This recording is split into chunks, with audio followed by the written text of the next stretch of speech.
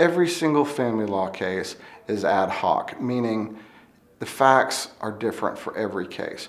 You don't want an attorney that's just going to put you into a box.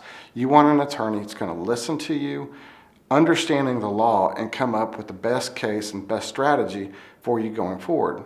Unfortunately, litigation is sometimes necessary. And if it becomes the situation where you need someone to go to court, you're going to need an attorney that's comfortable in court, that can try a case, that can persuade and argue on your behalf, knowing both the law and the particulars of your facts and how they're going to affect your outcome. The primary role of a litigator such as myself is to be able to persuade, whether it's a judge or a jury, to see things for how they are and how things have affected you, how they've affected your children, and what the best possible outcome based upon those facts are.